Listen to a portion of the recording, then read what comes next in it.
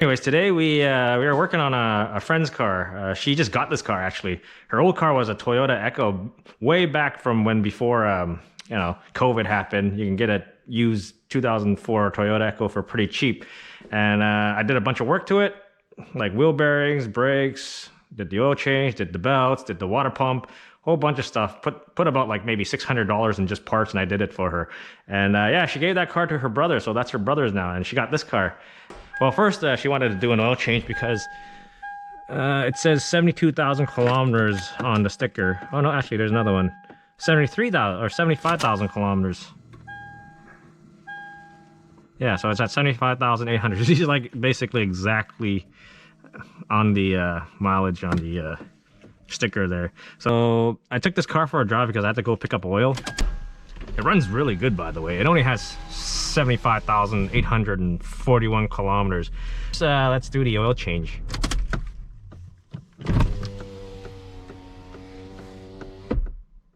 Yeah.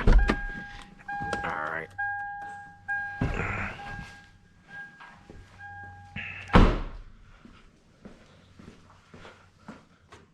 Have a quick peek at the brakes. Front brakes are pretty new. Rear brakes, looks like the rotors have been replaced at some point, and the pads are still good in the back. Okay, so no brakes, or doesn't need any brakes. What else? Oh yeah, there's a sticker. Someone did the timing belt at 33,831 kilometers, so that's good. I guess somebody did it by time. And yeah, I think I can see a Toyota oil filter over there. The belts all look good. I can test the battery. Got my little battery tester here. I've had this battery tester for a very long time. It also checks alternator too, so.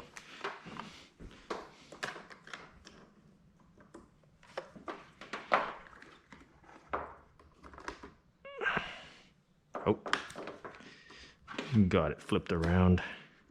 Duh.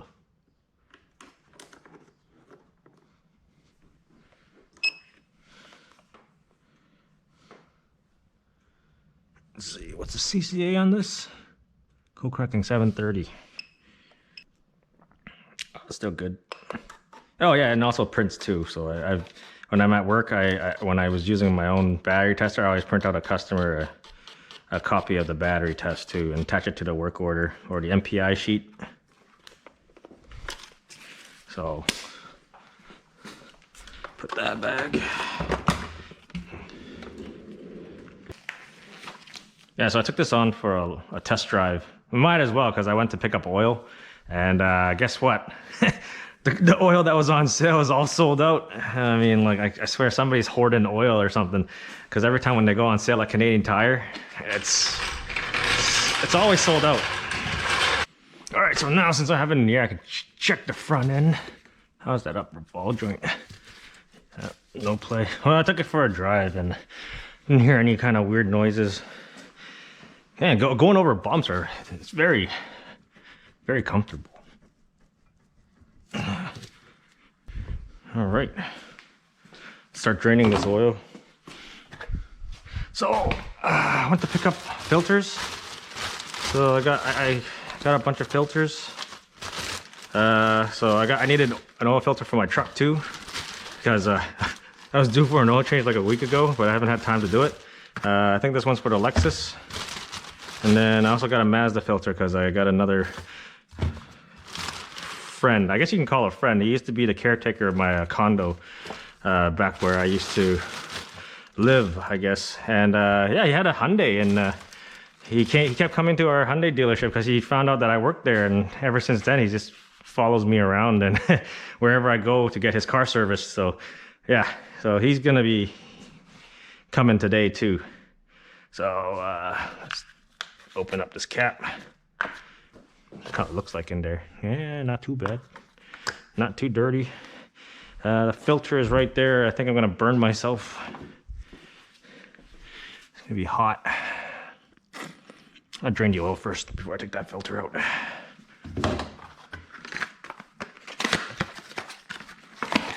Yep, same filter.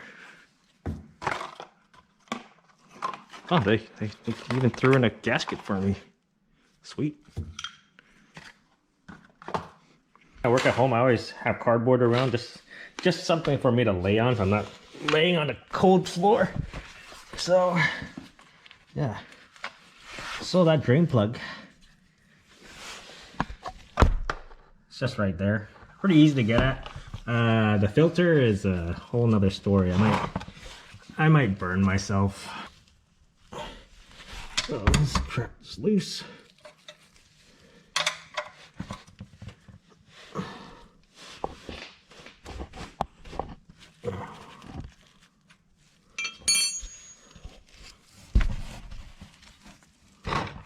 Oh, I see something wrong. It's gonna hit this and it's gonna go in there. Hopefully not.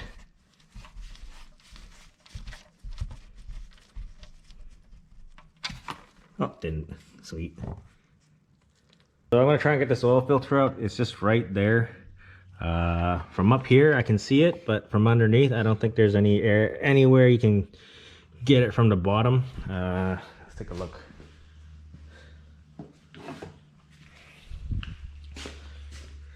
So I think up here is where you would be able to get it out, because it's just right there. And maybe if I remove the splash guard I can get it from the front over there, but I'm gonna attempt it from up here. And maybe I can twist it off by hand if I try. Hopefully. Oh, it's moving. It's moving. Oh man. It's super tight though, but it's moving. Okay, it's coming off. Sweet. And before I fully commit to removing that oil filter, I'm gonna put the drain plug back in and then put the drain bucket underneath it.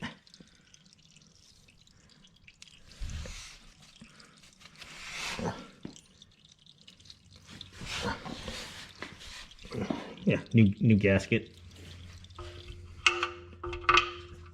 Get off the old gasket.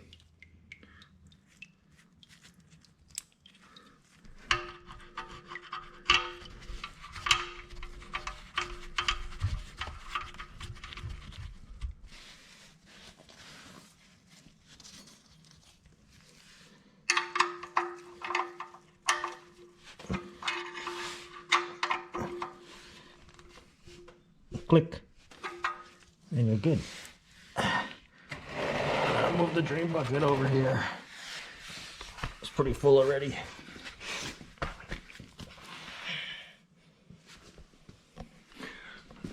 All right. Okay, now I'm gonna fully commit and take this oil filter out. All right, got it out. I'll come out from the top. Yeah. Kind of. Oh, okay. I need to put you down. Filter is full. It's super hot. And how am I gonna get this out? This way. Okay, so got the filter out. Perfect spot. You just pull this dipstick out a little bit, and like get it angled enough, and it'll just come out. That's my perfect spot. Kind of need two hands for this, but it'll come out right there. Yep. So lift the dipstick, the transmission dipstick a little bit, right, and then yeah, you can get it out. Let me grab that. All right. All right. So new filter. So I try to avoid poking this in when there's a plastic there, because sometimes you get a plastic in there. Actually, when I was at Honda came out with the bulletin because their Honda filters were wrapped in these plastics, and people were sticking their finger in to, you know, break the seal and what do you call it? Try to take the wrapper off, and you know, pieces of plastic gets inside, and they were taking out motors from people doing oil changes like that. Yeah, so what I do is I always try to peel it from the outside and just peel it off without sticking my finger in there, because sometimes you don't know. You do a quick oil change or like a quick lube or something. They stick their finger in there, they poke it, a piece of plastic falls in, and yeah, this part goes to your engine, so it doesn't actually go through the filter media. So yeah, so all the oil goes in here and then out through the center. So that center is going to go to your motor. And yeah, with those seals, these O-rings are pre-lubed with, like, I don't know, grease or something already. So don't need to put oil on it. Oh yeah, and Honda also changed their packaging for their oil filters too after that. So I'll stick this in. Yeah, work down there. My hand gets stuck. Yeah, I'm just screwing it back on there, if I can see.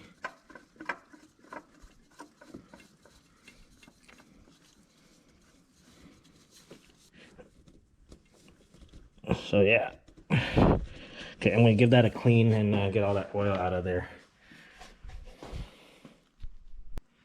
So this thing takes 5W30. There was no more 5W30 for the, you know, the oil I wanted to get because it was on sale. Everything was super expensive. I got 10W30, and since we're, you know, not winter anymore, this is what I'm gonna put in it. Man, I remember back in the day when, you know, when I was getting oil, you can get full synthetic oil for like 45 bucks. So I guess when it goes on sale, people really go after the oil when it goes on sale. Anyways, inflation, everything's getting expensive.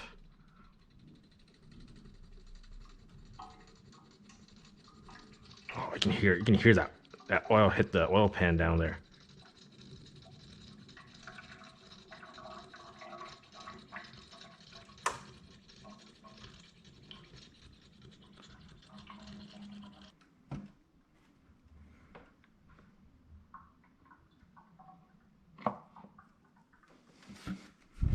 Never have any rags in here. Something I probably should get. Could use all my old dirty underwear with holes in them.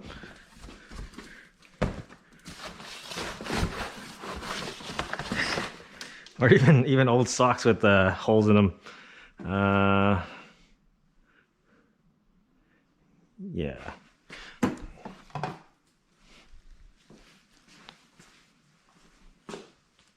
Microfiber towel.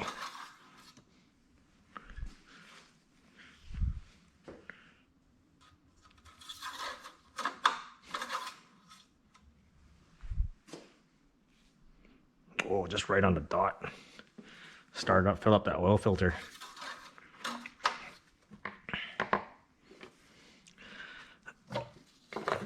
But before that, I'm gonna put the car on the ground.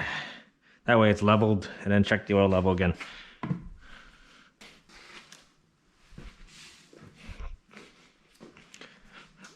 Battery light is dying. Light on the battery's dying. Charge that later.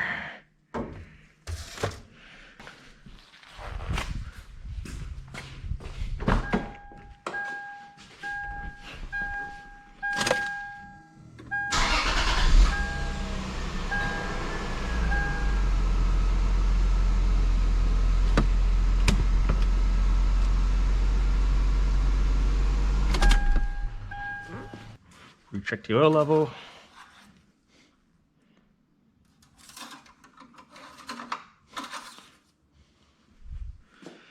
And it's just above the bottom mark.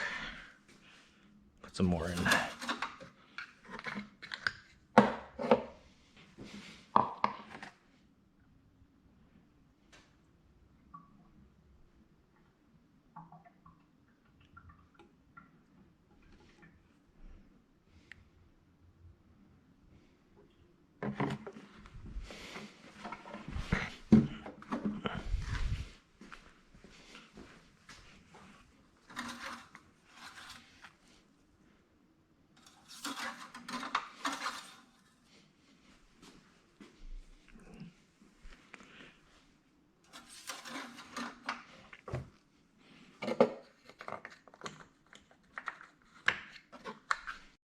So yeah, I guess is it a 5 liter jug? Yeah, 5 liter jug of oil should be good enough. So yeah. Oh, so I just want to point out that block there is cast iron. It's like the just like the 3.4 liter I did the timing belt yesterday. So yeah, maybe that's why these engines are so reliable. Actually, when I took it for a drive, it was a pretty good ride too. I went over a speed bump and I hardly even felt anything. But yeah, since I'm here, I might as well check the air filter. This air filter box is pretty easy to take off. Yeah.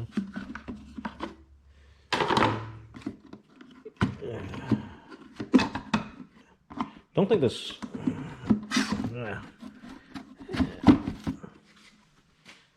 Yeah, it's not too bad. Maybe change it next time. I mean, with only, you know, yeah, with only like 76,000 kilometers, it's pretty low mileage. Might as well go into the inside to see if there's a cabin filter.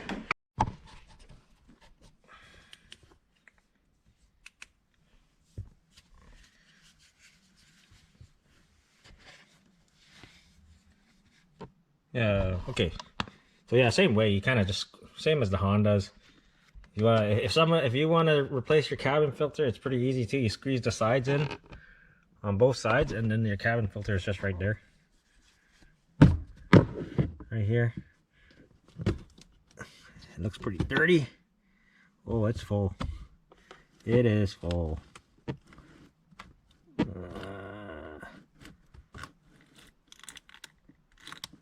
Oh yeah. At least try to get rid of all the leaves. Hope nothing falls in the blower motor. Nope. Oh yeah, that's nasty. Let me show you how full it is. Okay. Oh, I got that cabin filter. It's full. It's so dirty. I should go pick her up a cabin filter. Yeah, it's full of stuff. So yeah, make sure you check your cabin filters. I know they're pretty easy to do, so yeah, you can do it yourself. And yeah, this is the filter for the air you breathe inside the car. So yeah, I'm just gonna tap most of the leaves out. At least that stuff. But you should definitely replace it. I'm just doing that just to, so none of this stuff will fall in the blower and, you know, have to do more work. But yeah, that's a bunch of stuff. Okay, grab our new cabin filter.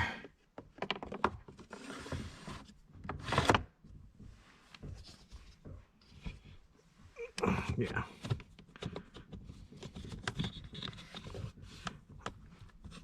How does this go in? Just clips in. Yeah, that's it. Yep, that's it. Simple. Do it yourself. And of course, can't forget to put a new oil change sticker. So yeah. Anytime a customer comes in for a service, either at the dealership or at Jerry's, I always check all their tire pressures, because not everybody will check their tire pressures because everybody's pretty busy and it's something always overlooked.